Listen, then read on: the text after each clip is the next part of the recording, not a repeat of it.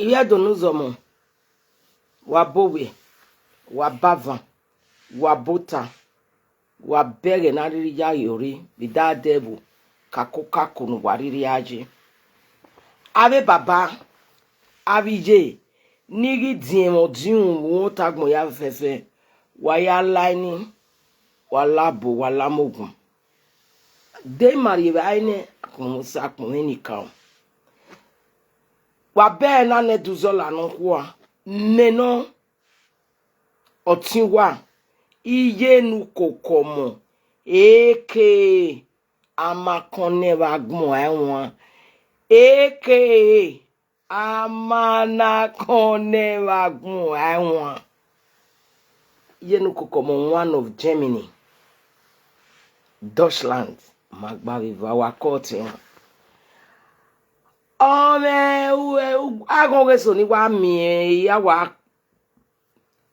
social media wa bome kia wa be na ne duzola no kwa dena gun ya ge inikao wa be dene na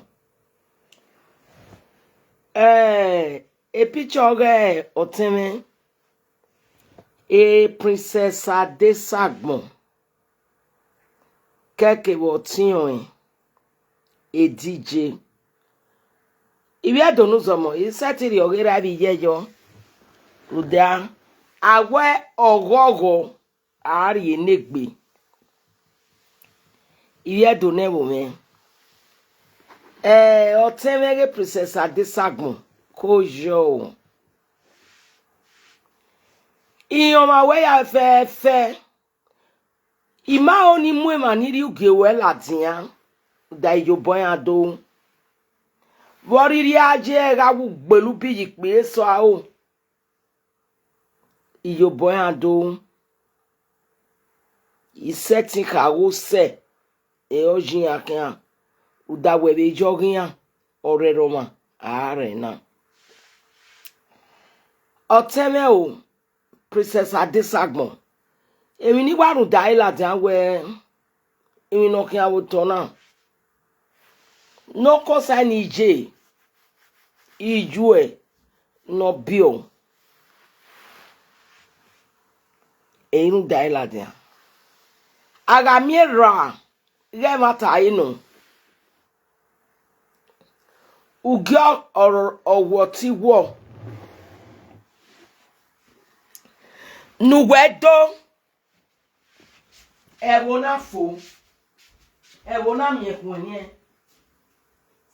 otewa sera benu geni titi sa uri visa uri enera ono e baba no ya ati uri visa uri enera e baba oja ade odogu edugi oworo ili okeke noje awe orie visa ni baba no do ya go edugi e baba bi je ga imugbe yen itota ya gani ni ati e gold chair o daga bi omo ibi omo ina do ga elega owi ju opare ba owi ju e opa kekare ba ma weva ra ije no nye gbebio boriri aje ijo ije ra umawe nebo die visa nira no ya ade ikpisenya ikpigbenya ye agud iye vawu o ikpisenya ye iye vawu o ikpigbenya ye vawu o amagi mi ope o wese o ona ma uwa ama o ni ka gba uwa ya wa happy Sunday amagi mi opa nugutie no do gwegbizo bobo adam iwon apa. There is no one like mother to me. No matter how what she may be, I travel for land, I travel for sea. No one like my mother. Ami o mano jerije. Ami o mano jerije. Princess Adesagnon. Ije mo some. Era e mo some. Ebe no afese ojijere. When it's on.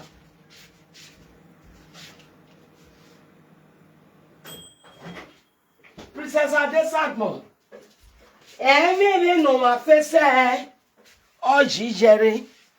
Ojirare. Efe ni mawado afena. Na wege vanity yakin. Ebe romo bijomo. Oga muweje kone. Akagbaki agwo. Nokwo ya ma bie. O ita soge o mani we na soge de. Uke ikpedoka ono gbera eni. Yasuki eyan ki yan. Èmi no we gbo sunu wa. Awo imu ijuari ewe bo. Uwo imu ijuari ewe bo. Ore do mo wo mo go. Eko avun ewo wa. Ese we bo no wi yen giri wa. Iwon ton pa. Oten won pa. Ejeje ma wo ikin. Ibi e are ewe bo. Obi e awa bie. Awa de ticket no do wo mo go. Uke ano wa gbe ni awa pa oberi owa. Ena. E ka rin ejo wa nu da ko fun ewo wa. Princess Adesagnon. Try no sick eju e. Ruda eni ka wo eniyan una bi ope ana bi oku but emi nu we mu jo bi we no pe ana sha abi oda fun na kin e o. Obu eno nu da wa gbaye wo pa. Nu we na wa owi okan we na wa mo wi we egbo kan na egbo kan. Enu we mu jo bi we na e di ma no re 70 years old e ye gbo na. Asona pon nu mu jo bo no pe ayin. Nu wa asona mu ne wa isada be ben. Wa ise what ni dele ordinary play what why I say. Wa ise ne u se bulu ko kan ni yo e mo da be ben yo. When it's on oni naga owo. Egba obi ere ma ije native de. Ori we gege native ona wa agogo. Vai riri ya se ya gbe gaga. A princess obaname. Uga de ticket nira. No do total jerun so e mana. Dami mi jebira. Ije no wa bi we ba lo we se yo gan agbe. Then a party na gba kan se. E ku e mo ji be no mo ti on. Agwe ku ma mo no ye guso to ma igwe no kulele. Ibi e do wa ga dollar fi eme ni were. No ye guso to e we. Egun yen ya sotun. E ma no kulele o keke ni ku amu. Awije me osebe na no ye gusoton eri en fa wa e ma no kulele ni owe ma wo e won gun me ri kuna asebi nu we kiyen bi kuni we ma ti dele si no ga se nu mu ni nu jiju e pe no mo se seni nu mo ezuzu no gbe oko nu rie ewie posi no ma mi dobo nu rie ne ado ali kinegbewe gbiju e brother Jeff DJ Jeff also call teme wo wa si ameno si oni na we ma yi ku otun ga princess we ma jo una mi no go egun ave social media we ne DJ we no emi no ki ave social media Egoka social media king. Egoka aramano guario cario SS. Ene no egoku arori SS. Oh meji ko na me mizoko. Oh we the SS. Oh ye ne Europe na ya eze mize bieba. We are igual lebe party so. Orun pa iri ari ni. Iri me social media ye. We are do aka wa ya vie pali won but really you wa vie pali no wa really. Hey go averio. Oti we. Tell we boji. Momo saloboa of your me black e vacuum pako. E boy okoke bori oka. Da manani ni pene be bona na ma ebe no ya sunu eni ya. E boy gwe no ya mure. Ye ga mu ya dote o ga obi ni ga evo mo bobo gwani. E boy ri o ya di ni wan. E sage wan e ku wegbe no wegbe se sage bo. Eti ama o kwesi eyeye iwu eye goko eti ai kino mu ipe abo iye sion o ye ga half cast egbo me be no je aso seba o we no ke ano ya gbe gaga so kono mi mo ri no ma virgin o adopt yan o vi pali yan abo brother was an another afila kan gbije na uma begeri zinu ado ya gbina no visual omonu origin wa bo egba ku wa gba pale origin etuju we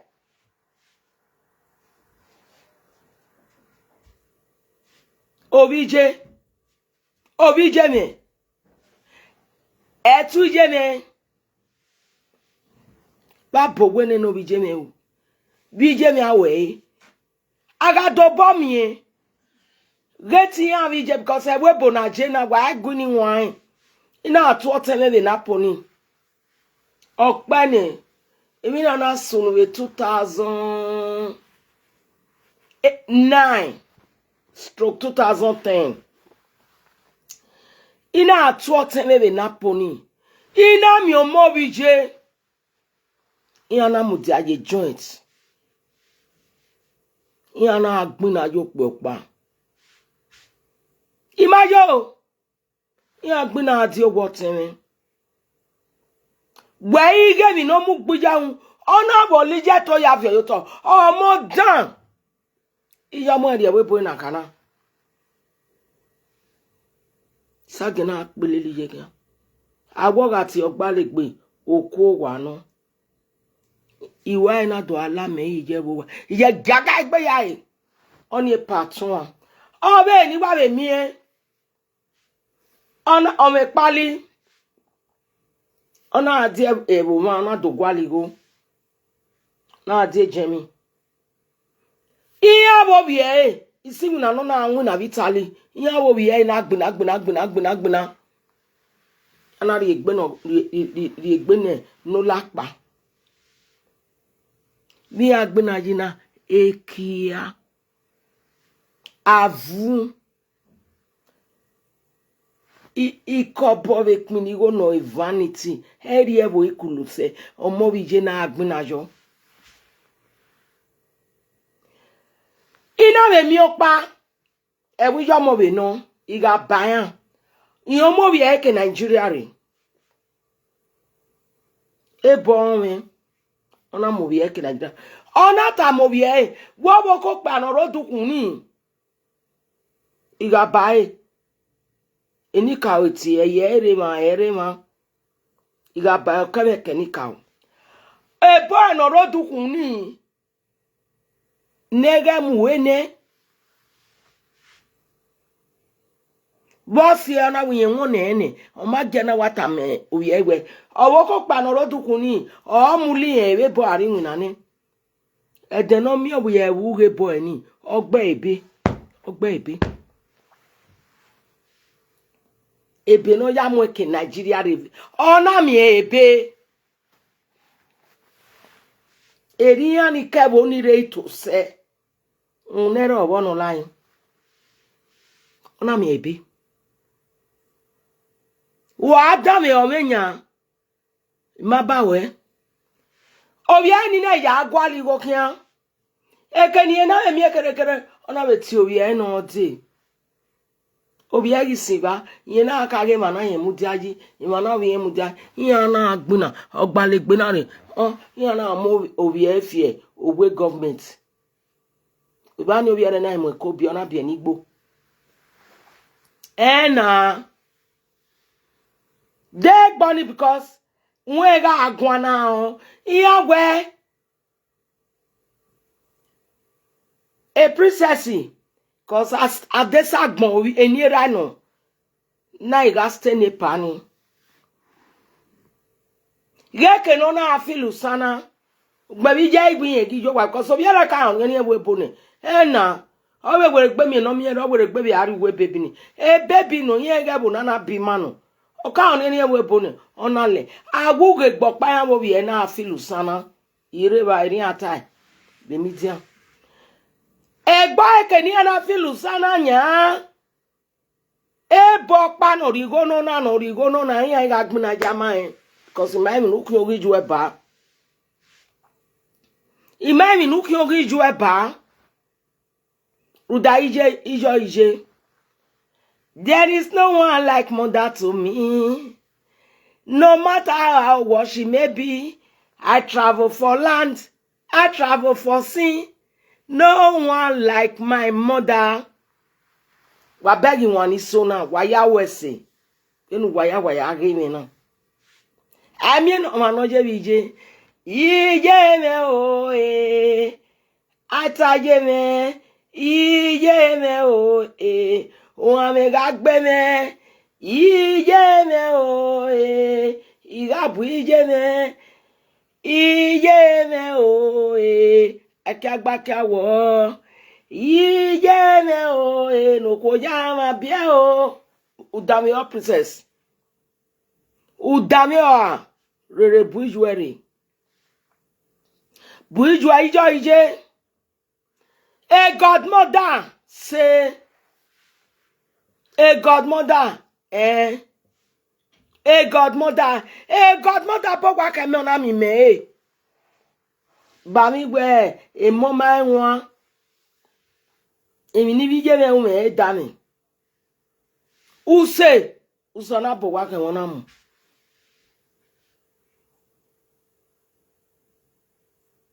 Ejemi vin. Ejemi lari ma vin wowe. Edowe aitoni. Igo ni kwa agbagbe bofe.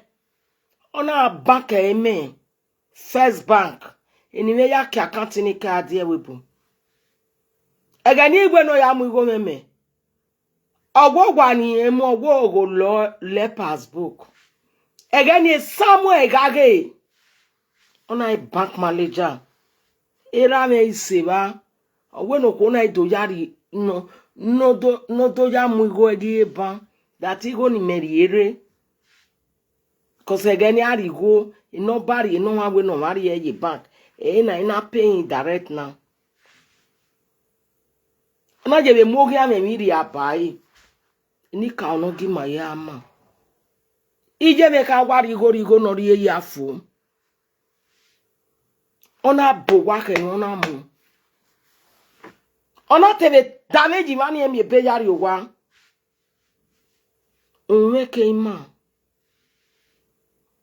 Okwe godmother, aka godmother say, princess, I mean me.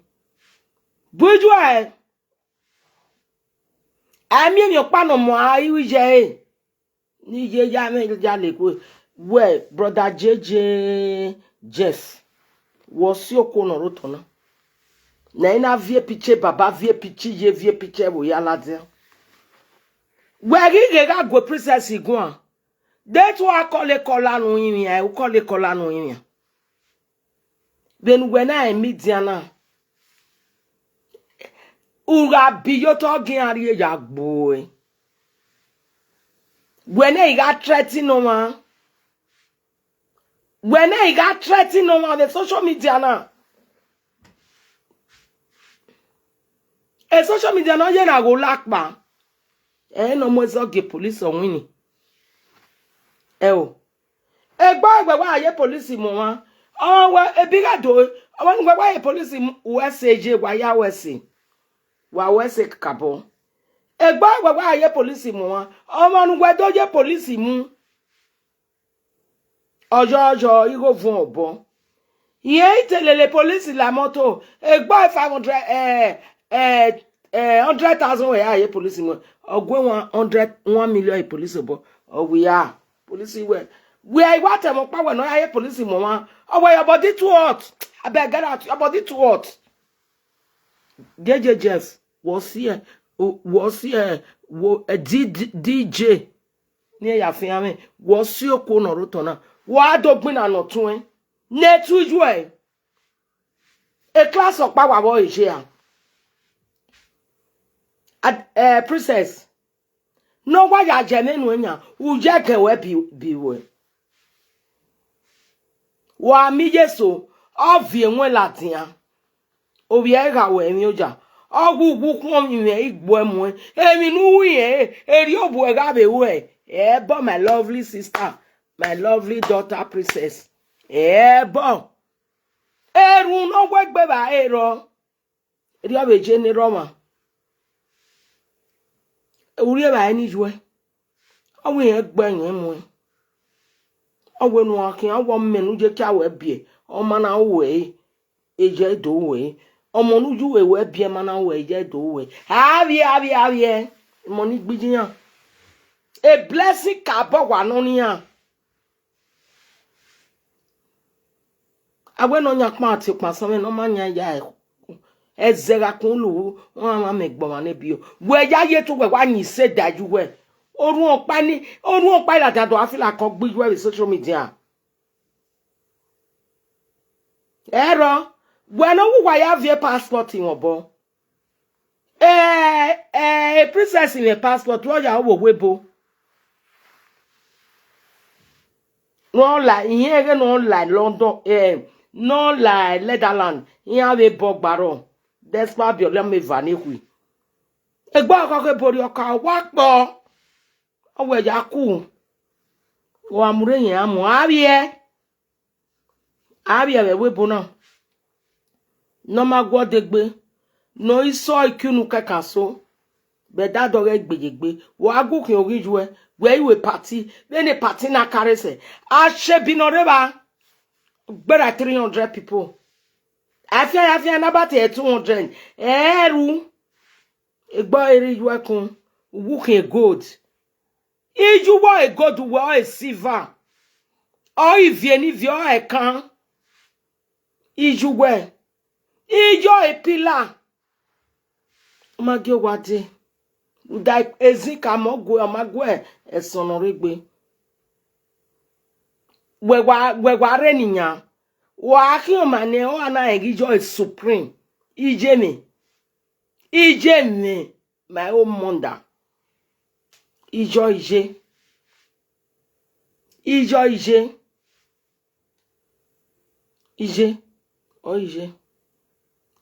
bo bi ma won ro pa gbon na ti e bon ni ra mo na ti no ijeme ina we awa gay ite we abon mo then agemina eni ai na ya abon isaga dari rijera me je me go me ko o be no ta yo do gbe me be mi ti ai mari e ba ni ra me mari eni je me ogun ma gbejera bi ja o ogun ma gbo ma ni no ba mo oge iya po la we bo ni that was so odoriba de to we ni e do ya mo me ni ria Ipola we bonnet bro. Erabi je supreme ahun. Okay, damn. Man, my life we bobi je me pa ari ame. Betera me. They no bobo kan so gbe don ame ma gbera me. Agwagwa. Iye gene ba ijare ramu gwa. Imo wa dele ba avio ge baba. Gege wari go na ni.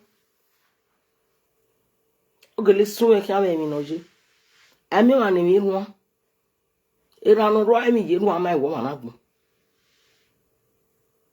Princess ko se kaniju aje. Ijo ije. Ami mi je bije. Hey Jeff. DJ Jeff Imai. Ose amesieni. Wasi okuno rutona. Oyi wewe ya bole gbebe nya okpe ya. Yare jama money. Ero salopa. Imio emi amo elati anode. Awo wo bona. Osiene mi ani ledin widigun. Emoyi ona khabo. Wari eyo tete. Arete na tana wa mabere princess. O ma fu agbe bababa. Buijwe. Ya imi jwe wala wowo. Bi adoni pa bi adoni ku. Ni ri repeti on ta ne fe wala wo do mi awari ra bi je yinbo. Da e di won we dede na kan ma ni enwa ri jagun agun. Uda amayin mi na ineyin na ama. Owi ra pa en fa wo kan ro to na. Iye ga gian uyeye. Princess, buijwe jomo. Meni Iyenukokomon do go egwana. Ami mi je. Bene event ni wa polo se iju eru we. Hi. Saloboa. Wadin. Wani buniju guju warewe bona wadin. Unero won online. Wani buni wa guju warewe bona wadin gbe. Ogele balo mi ogi ami. Demi opa no gi we. No wa ki ogi an. Any party na wa gba 7 opolo se. Eso ga ka get 14,000 euros. O ya mo yo. Eso ga ka 10. Awe 4 no awe 2 no we ai. Ije reba. Party o. Ije reba ni omo. Ije gwere webu. Emanya. Wa gada ni gbe. Yege no mu weje ko.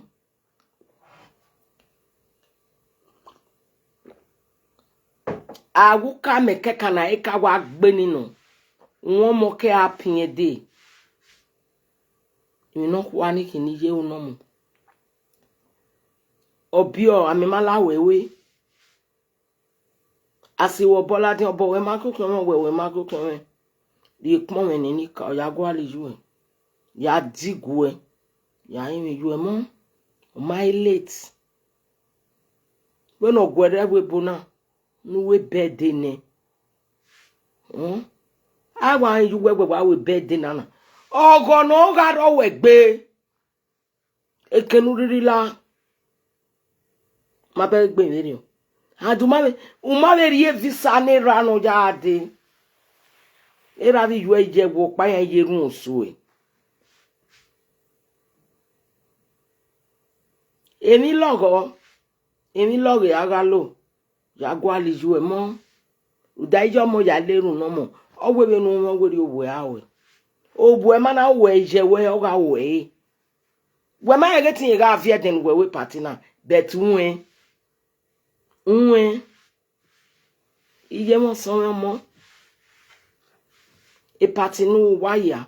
Ya gwa liju e. Bet wa iwe go bono pa. Uma we mi ro pa. Yeye. Iju ereba. Uma tiri visa ni rano ya ade. Ami o se bagbon. Ami ero bi je o. Mo dake me bi je me. E po ga fano. Ga gi mi no. Di akoma. O bi je niki. Ose bagbon ose ni puko ose ni piki abo. Ose ni pa ba ose nu gbotin. Nu aya gwo ose nu to ne gbo e ma en. Gwo mo nu bia wo se guje no bia wo se. Wa bi ju awa gu kan baba na de gbe we de agbe wa idolo. Wa mo nu bia gu kan baba na uga ije no enegbe. 7 hours ti owo e. no leru no boy. Oga gwa be omo no enegbe. Ti ju e ije egwu ebe no me na. Ogi me ya ta o. Kate ije.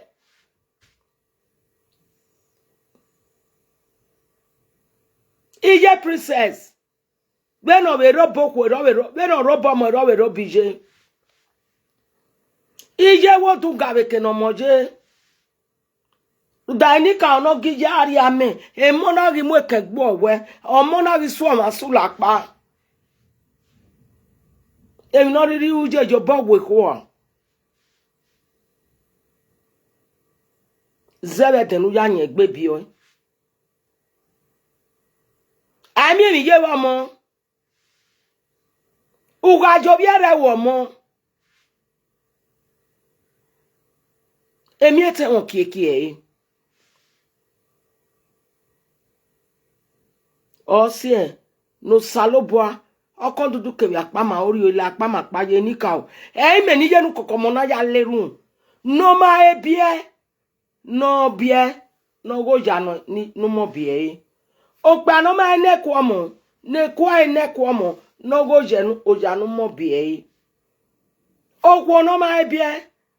No mi o ye gan. No go ja no mo bie. Obiere uwo bueno egbokwo emi kere owo bi ma wede ami mi je wo moje aleru no mo fi awuko wa agwawo a omo ato mo kegbe mi we eri oga je nu wa ya fe ni emi na omo mi ma baje jagwa lobo e boriri uja boy udi manager mo ya fe owe do ijo mo no mo da go ma gbe mo o do ijo mo no mo da wa mi je mo no ti e bo no bi han ijo mo no robi obi e omo irobi je kate ogwo pa wa ro wa na de agba mo e bo gbi e we na agage yulu lale na oni okwo ni gun akaba Gia wo vie na agbina be jongo keni ana ya agwali go bitali. No na wo pe anoro dukun no bi yen get we.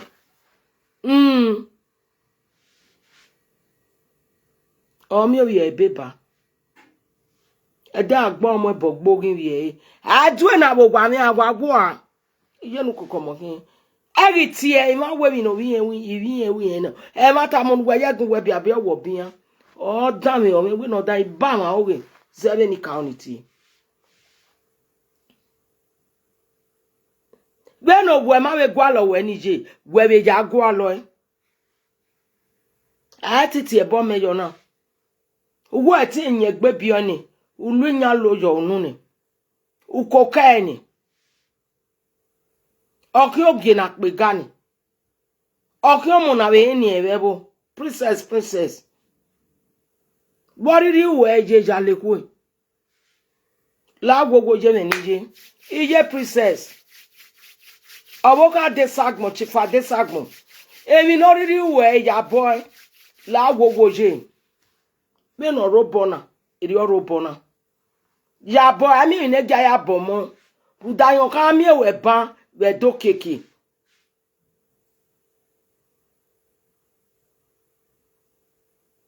Doga wakpan we ka go princess. Iyuere wa ya we seje. We so teme na omi. O ama.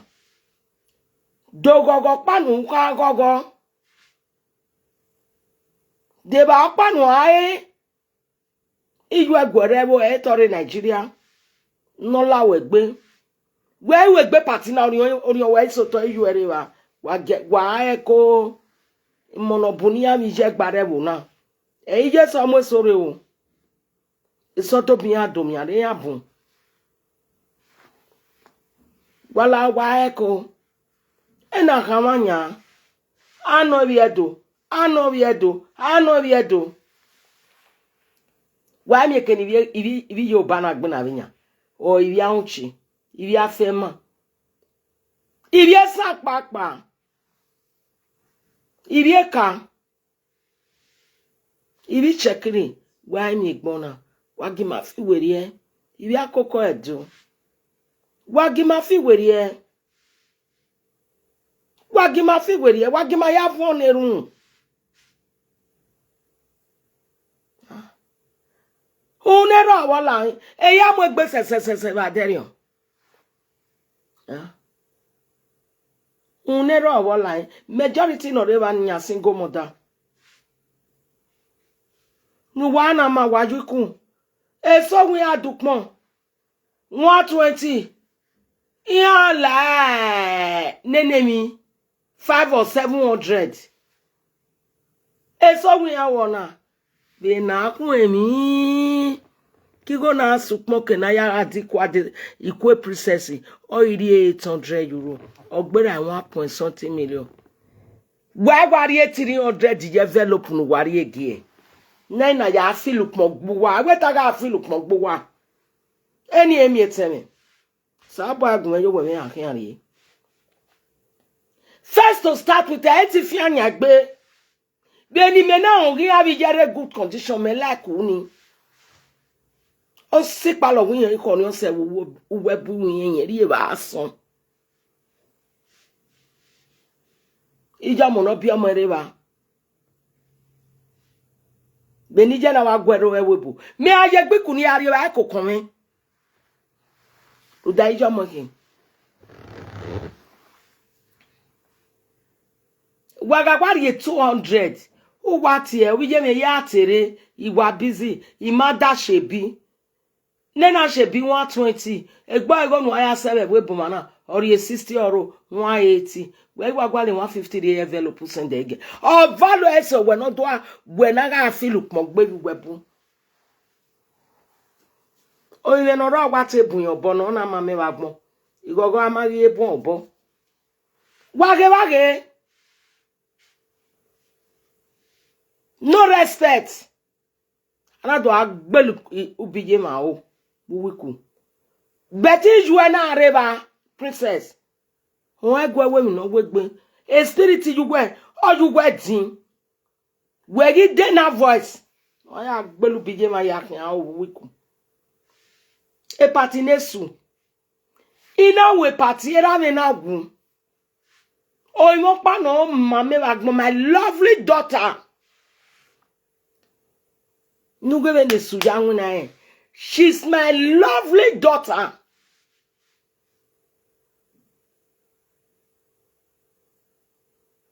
Mommy no move me. If you mommy. But this woman, my risk, my lovely daughter, ni love say. What will be your? Ina wa. Ina kuni. Ima we gbe ya pina do so avie.